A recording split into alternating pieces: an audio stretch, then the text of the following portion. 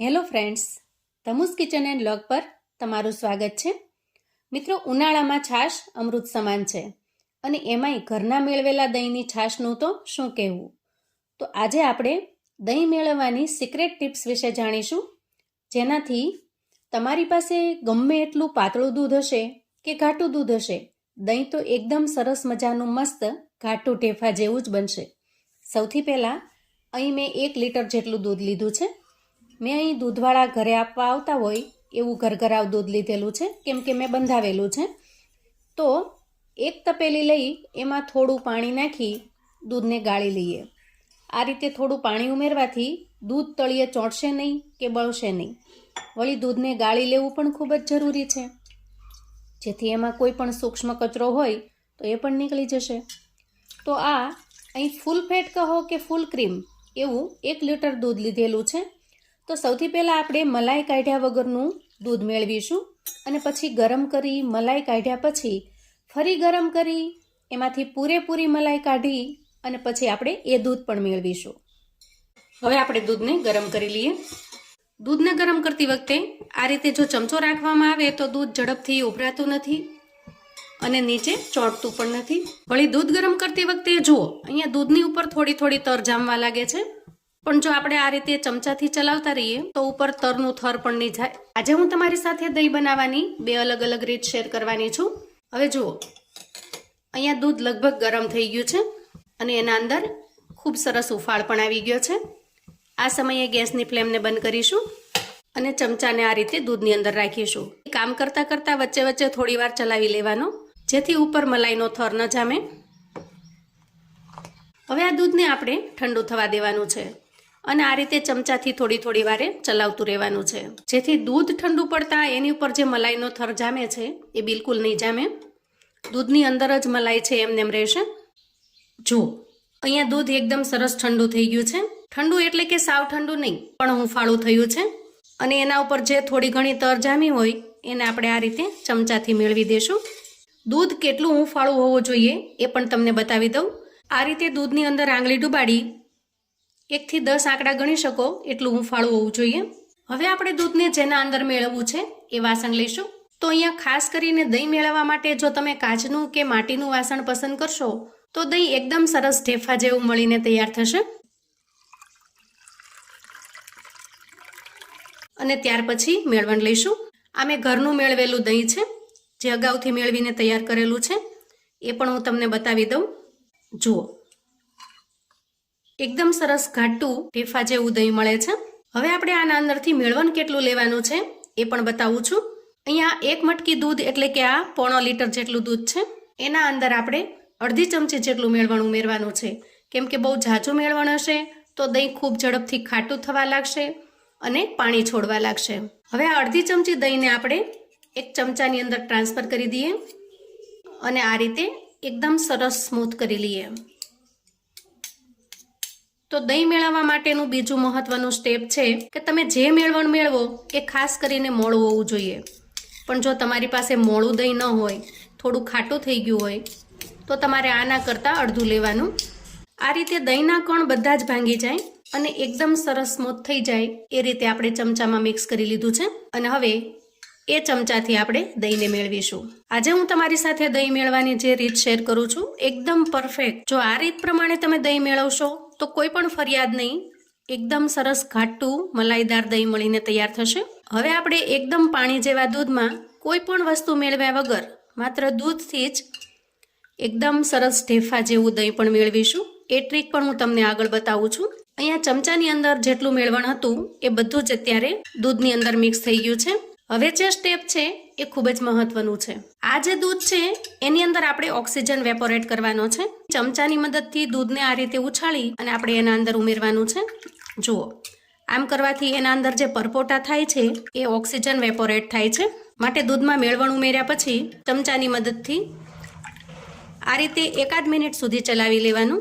અને હવે આપણે આ મટકીને કોઈ એવી જગ્યાએ મૂકીશું જ્યાં એને વારંવાર ફેરવવી ન પડે.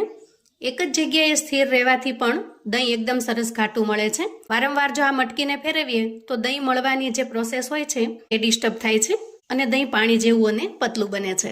હવે આપણે દહીં મેળવવાની બીજી રીત જોઈ લઈએ, જેમાં એકદમ પતલા દૂધમાંથી પણ ખૂબ જ સરસ ઘાટું દહીં મળીને તૈયાર થશે. તો જુઓ, અહીંયા મેં દૂધને એક વખત ગરમ કર્યા પછી એના ઉપરની તર કાઢી ફરીથી ગરમ કર્યું છે અને હવે એના ઉપર જે કંઈ તર જામી ગઈ છે એ પણ હું કાઢી લઉં છું.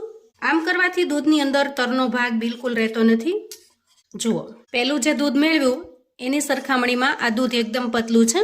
હવે ફરી આપણે મેળવણ લઈશું. અહીંયા દૂધનું પ્રમાણ અડધા લીટર જેટલું છે, તો મેળવણ માટે હું અડધી ચમચી કરતાં પણ ઓછું એટલું મેળવણ લઈશું અને અગાઉ જે રીતે આપણે પ્રોસેસ કરી છે એ જ પ્રમાણે દહીંને સરસ રીતે ફેંટી લઈશું. તો દહીં મેળવવા માટે ખાસ તો 4 મહત્વની બાબતોને ધ્યાનમાં રાખવામાં આવે છે, જેમ કે દૂધ હૂંફાળું હોવું જોઈએ, મેળવણનું પ્રમાણ એકદમ માપસર હોવું જોઈએ, મેળવતી વખતે દૂધની અંદર ઓક્સિજન વેપોરેટ કરવો જેથી દહીં ઝડપથી બને અને ઘાટું બને, અને દહીં મેળવ્યા પછી એની વારંવાર જગ્યા ન બદલવી જોઈએ. જુઓ, આ રીતે એકદમ સરસ સ્મૂથ થઈ જાય એટલે આપણે મેળવણને દૂધમાં ઉમેરી દઈએ અને જે રીતે આપણે પહેલાનું દૂધ મેળવ્યું છે એ જ રીતે આ પતલા દૂધને મેળવવાનું છે. મેળવવામાં કોઈ ફરક નથી કે કોઈ એવી સ્પેશિયલ વસ્તુ પણ નાખવાની નથી. બસ મેળવવાની જે ટ્રીક છે એનાથી જ દહીં એકદમ સરસ ઘાટું મલાઈદાર આઈસ્ક્રીમ જેવું બને છે. અહીંયા મેળવણ સરસ રીતે મિક્સ થઈ ગયું છે. હવે આ તૈયાર થયેલા દૂધને આપણે માટીના કુલડમાં ઉમેરીશું અને ઢાંકી અંદાજે 6 થી 7 કલાક રહેવા દઈએ. હવે જુઓ, અંદાજે 7 કલાક પછી આપણે દહીંને ચેક કરી લઈએ. હવે આ દહીં એકદમ પરફેક્ટ મળેલું છે, તો આને તમે સીધું ખાવામાં કે છાશ બનાવવામાં ઉપયોગમાં લઈ શકો છો. પણ આ દહીંને જો તમે અંદાજે 2 કલાક માટે ફ્રીજમાં મૂકી દેશો તો એ ટેસ્ટમાં પણ ખૂબ જ સરસ બની જશે અને વધારે ઘાટું પણ બનશે. તો હવે દહીંને થોડી વાર માટે ફ્રીજમાં મૂકીશું. હવે દહીંને મેં અંદાજે 1.5 કલાક જેવું ફ્રીજમાં રાખેલું છે અને ત્યાર પછી એનું રિઝલ્ટ જોઈએ. વાહ, જુઓ, એકદમ થીનું અને આ રીતે હાથમાં લેતા જુઓ એ બિલકુલ નીચે પણ નહીં પડે. વિડીયોને બિલકુલ સ્કીપ કર્યા વગર હું અહીં તમને બતાવી રહી છું. જુઓ, તો અહીંયા એકદમ પરફેક્ટ એવું દહીં મળી ગયું છે. ચમચીની મદદથી ચેક કરતા જુઓ, એકદમ આઈસ્ક્રીમ જેવું લાગે છે. અહીંયા તમે જોઈ શકો છો. દહીંને ચાકુથી કાપતા એકદમ સરસ ચોસલા પડે છે. અહીંયા હું તમને કાઢીને બતાવું. એકદમ ઘાટું મલાઈદાર અને ઢેફા જેવું દહીં મળીને તૈયાર થયું છે. ત્યાર પછી એકદમ પતલા દૂધમાંથી આપણે જે દહીંને મેળવ્યું છે એને પણ ચેક કરી લઈએ. હવે આ વાસણને આપણે હાથમાં ઊંધું વાળીશું. જુઓ, એકદમ થીનું દહીં બને છે. પતલું દૂધ હોવા છતાં પણ જો તમે યોગ્ય ટિપ્સ અને ટ્રિક્સને અનુસરશો તો પતલા દૂધમાંથી પણ એકદમ સરસ ઘાટું ઢેફા જેવું દહીં મળીને તૈયાર થાય છે. એ હું અહીંયા તમને બતાવું છું. અહીંયા હું આમાંથી પણ તમને થોડું દહીં કાઢીને બતાવું. જો તમે જોઈ શકો છો. એ દહીંને આપણે પ્લેટમાં લઈએ. દૂધ એકદમ પતલું હોવા છતાં બિલકુલ પાણી વગરનું એકદમ ઘાટું એવું બને છે. અહીંયા તમે મટુકીની અંદર પણ જોઈ શકો છો, પાણીનું પ્રમાણ બિલકુલ છે નહીં. પતલું દહીં મેળવતી વખતે જે દૂધ મેં મેળવ્યું છે એમાંથી થોડું દૂધ વધી જતા એને મેં વાટકામાં પણ મેળવ્યું છે. એ પણ એકદમ ઘાટું બન્યું છે અને આપણે વાટકાને પણ ચેક કરીશું. જુઓ, આ રીતે કરવાથી સ્ટીલનો વાટકો હશે, કોઈ પણ સ્ટીલનું વાસણ હશે તો પણ દહીં તો સરસ મજાનું ઘાટું જ બનીને તૈયાર થશે. અને ચમચીની મદદથી એને પણ ચેક કરી લઈએ. વાહ, જો કોઈ એમ કહેતું હોય કે સાવ પતલા દૂધમાંથી દહીં ક્યારેય ઘાટું ન બને તો આ એનું પ્રમાણ છે. આપણે એકદમ પતલા દૂધમાંથી પણ સરસ મજાનું ઘાટું એવું દહીં મેળવ્યું છે અને એ પણ મિલ્ક પાવડર કે કોઈ ઘાટા દૂધના ઉપયોગ વગર. હવે ક્યારેય પણ જો તમારી પાસે પતલું દૂધ હોય તો પણ મૂંઝાવાની બિલકુલ જરૂર નથી. આ રીતે વિડીયોમાં બતાવેલા ટ્રિક્સ ને ટિપ્સને જો ફોલો કરશો તો તમે પણ એકદમ પતલા દૂધમાંથી ખૂબ સરસ મજાનું ઘાટું એવું દહીં બનાવીને તૈયાર કરી શકશો.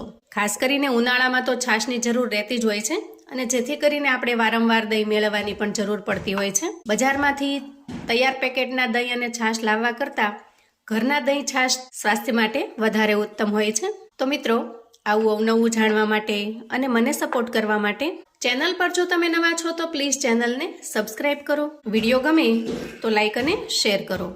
તમારા સગા સંબંધી મિત્રોને પણ એકદમ પતલા દૂધમાંથી ઘાટું અને ઢેફા જેવું દહીં મેળવવાની આ રીત ચોક્કસથી મોકલી આપજો, જેથી એ લોકો પણ આ ટિપ્સ અને ટ્રિક્સ પ્રમાણે સરસ મજાનું દહીં મેળવીને તૈયાર કરી શકે અને એન્જોય કરી શકે. કોમેન્ટમાં મને ચોક્કસથી જણાવજો મિત્રો કે દહીં મેળવવાની આ રીત તમને કેવી લાગી છે. ફરી મળીશું એક નવી રેસિપી સાથે. ત્યાં સુધી આવજો મિત્રો.